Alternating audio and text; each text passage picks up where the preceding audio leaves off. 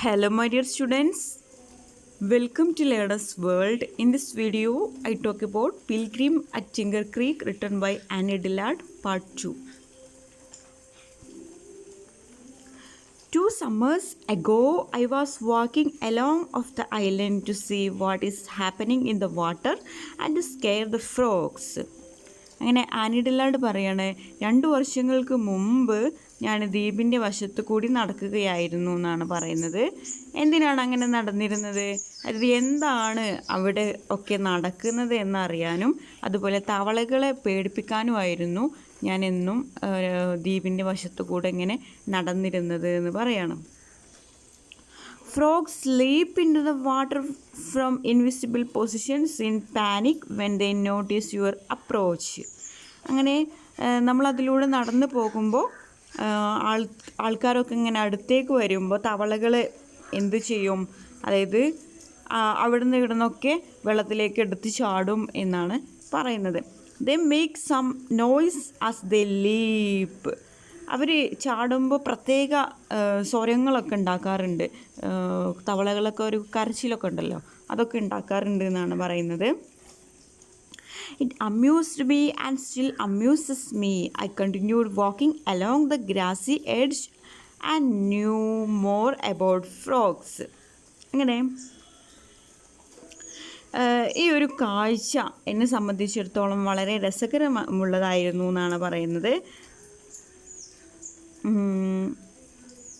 ഇപ്പോഴും എനിക്ക് അത് ഭയങ്കര രസമായിട്ട് തോന്നുന്നുണ്ട്. അതായത് ഞാൻ ആ ദ്വീപിൻ്റെ വശത്തു കൂടെ നടന്ന് ചെല്ലുമ്പോൾ എന്ത് ചെയ്യും, വരമ്പത്ത് അവിടെ ഇവിടെയൊക്കെ നിൽക്കുന്ന തവളകൾ എടുത്ത് ചാടും വെള്ളത്തിലേക്ക്. അവരൊരു പ്രത്യേക സൗണ്ടൊക്കെ ഉണ്ടാക്കാറുണ്ട്. അതിപ്പോഴും ഞാൻ ഓർക്കുമ്പോൾ എനിക്ക് ഭയങ്കര രസമായിട്ട് തോന്നാറുണ്ട്.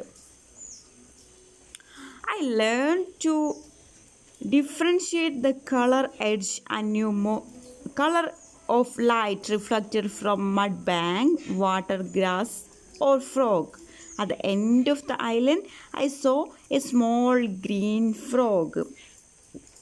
അതായത് ഈ പുല്ലുള്ള സൈഡിൽ കൂടി ഞാൻ നടക്കുമ്പോൾ തവളകളെ പറ്റി എനിക്ക് കൂടുതൽ അറിയാൻ കഴിഞ്ഞു എന്നാണ് പറയുന്നത്. അതായത് അവിടെ ഒരുപാട് തവളകളൊക്കെ ഉണ്ടാകാറുണ്ട്. ചെളിയുടെ തീരത്ത് നിന്നും വെള്ളത്തിൽ നിന്നും പുല്ലിൽ നിന്നും തവളകളിൽ നിന്നും പ്രതിഫലിക്കുന്ന വെളിച്ചത്തിൻ്റെ നിറവ്യത്യാസങ്ങൾ എനിക്ക് മനസ്സിലായി എന്നാണ് പറയുന്നത്.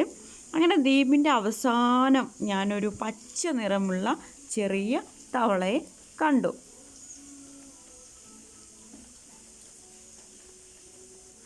At the end of the island, I saw a small green frog. He was half in and half out of water. He did not jump. അപ്പോൾ ആ ഒരു ഗ്രീൻ കളറിലുള്ള പച്ച തവള എന്ത് ചെയ്തു, അതിൻ്റെ പകുതി വെള്ളത്തിലും പകുതി പുറത്തും ആയിരുന്നു എന്നാണ് പറയുന്നത്. അതെന്നെ കണ്ടപ്പോൾ അത് വെള്ളത്തിലേക്കൊന്നും എടുത്ത് ചാടിയില്ല. I went closer.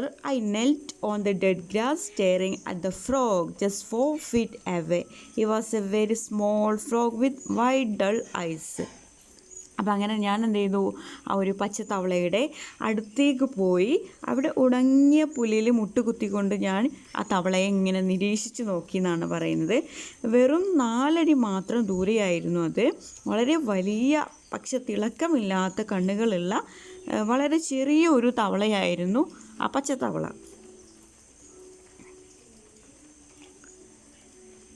He slowly crumbled and began to sag. The spirit went away from his eyes. His skin emptied and drooped. His skull seemed to collapse.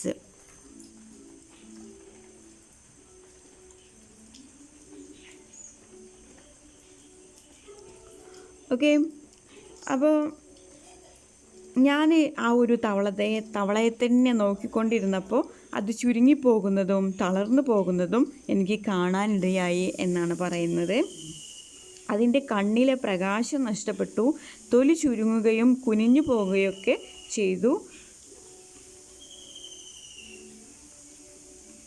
He was singing before my eyes like a deflating football. I watched the tight, glistening skin on his shoulders rumble and fall. Soon, part of the skin lay in floating folds like bright scum on top of the water.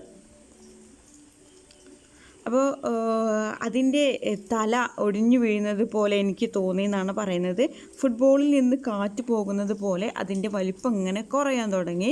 അതിൻ്റെ തോളിന് ചുറ്റുമുള്ള തൊലി ചുരുങ്ങി വെള്ളത്തിൻ്റെ മുകളിൽ ഒഴുകുന്നത് പോലെ ഒക്കെ എനിക്ക് തോന്നി എന്നാണ് പറയുന്നത്. It was a terrible thing. അതൊരു ഭയങ്കര കാഴ്ചയായിരുന്നു. I looked quite bewildered. ഞാൻ അകപ്പാടെ ആശയക്കുഴപ്പത്തിലായി. An oval shadow hung in the water behind the drained frog. അതായത് ഒരു ഓവൽ ഷാഡോ, അതായത് ഒരു അണ്ഡാകൃതിയിലുള്ള ഒരു നിഴൽ ആ തവളയുടെ പുറകിൽ കാണാമായിരുന്നു എന്നാണ് പറയുന്നത്. Then the shadow glided away. അതിനുശേഷം ആ നിഴൽ അകലുന്നത് പോലെ എനിക്ക് തോന്നി. The frog skin started to sink.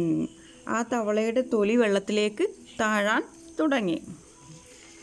I had read about the giant water bug but never seen one. ഞാൻ ഈ ഭീകരനായിട്ടുള്ള വാട്ടർ ബഗിനെ കുറിച്ചിട്ട് വായിച്ചിട്ടുണ്ടായിരുന്നു, പക്ഷേ ഞാൻ ഒരിക്കലും അതിനെ കണ്ടിട്ടില്ലായിരുന്നു എന്നാണ് പറയുന്നത്.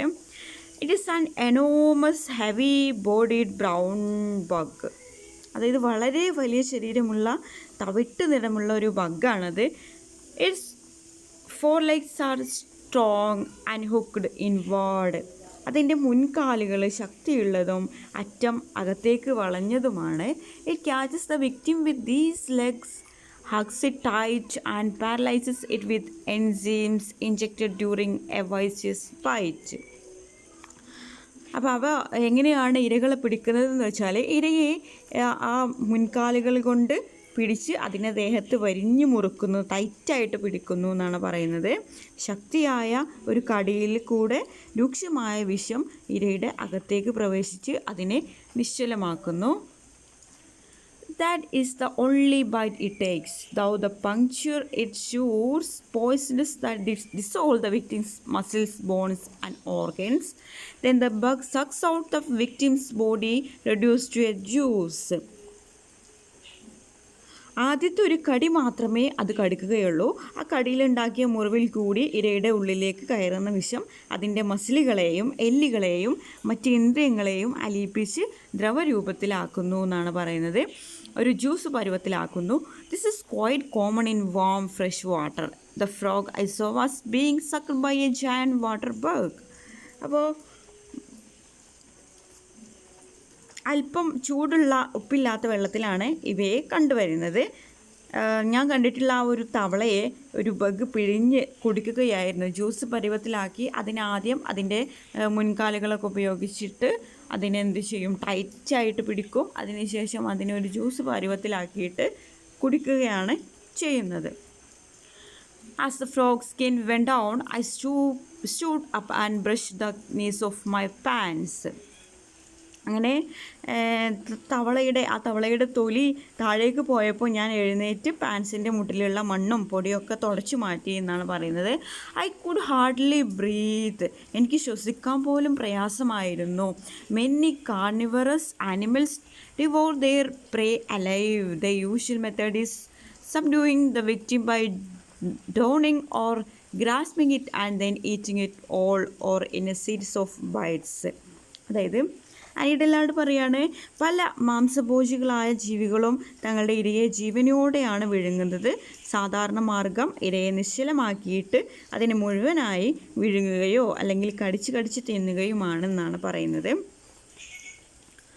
Frogs eat everything, all stuffing prey into their mouths with their thumbs. തവളകൾ ഇരയെ തങ്ങളുടെ കൈകൾ കൊണ്ട് വായിലേക്ക് കയറ്റി വെച്ച് മുഴുവനോടെ വിഴുങ്ങുന്നുണ്ട് എന്നാണ് പറയുന്നത്. People have seen frogs with their jaws so full of dragonflies they could not close them. Dragonflies എന്ന് പറഞ്ഞാൽ തുമ്പികൾ.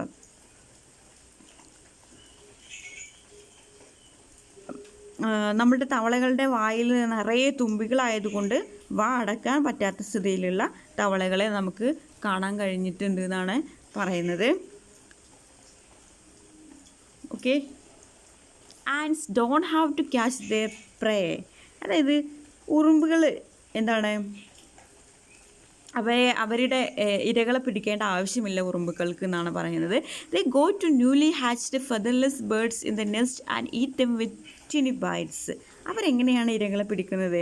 അതായത് പുതിയതായിട്ട് ജനിച്ച തൂവലൊന്നും ഇല്ലാത്ത പക്ഷിക്കുഞ്ഞുങ്ങളെ അവയുടെ കൂട്ടിൽ പോയി ചെറുതായി കടിച്ച് തിന്നുകയാണ് ഉറുമ്പുകൾ ചെയ്യാറുള്ളത്. It's really rough there in nature. അതായത് പ്രകൃതിയിലെ ജീവിതം എന്ന് പറയുന്നത് വളരെ പ്രയാസമേറിയതാണ്. എവരി ലിവ് തിങ് ഈസ് ആൻഡ് സർവൈവർ. അതായത് എല്ലാ ജീവികളും അപകടങ്ങളെ അതിജീവിക്കുന്നവരാണ്, എല്ലാവരും സർവൈവറാണ്. In the Quran Allah ask, do you think I made the heaven and earth and all in between in jest.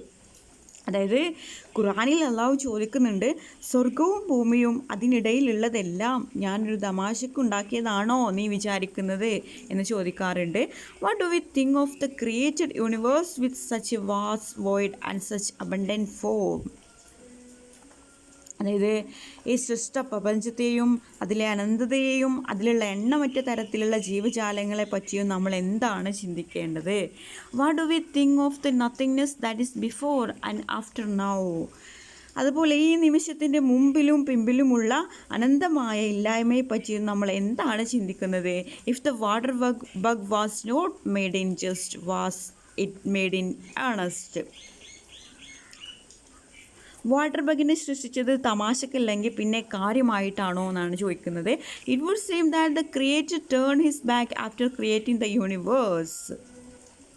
അതായത് പ്രപഞ്ചത്തിൻ്റെ സൃഷ്ടി കർമ്മം കഴിഞ്ഞപ്പോൾ സൃഷ്ടാവ് പുറംതിരിഞ്ഞ് നിൽക്കുകയാണ് എന്ന് തോന്നും.